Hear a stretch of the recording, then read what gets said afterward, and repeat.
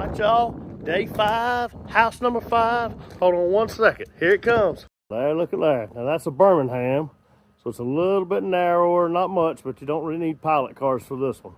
So that's why Doug's back in Kentucky. All wood on this one.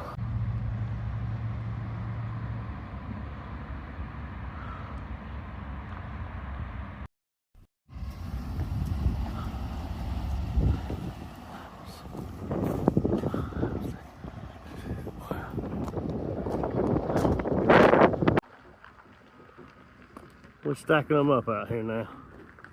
Look at there, look at there.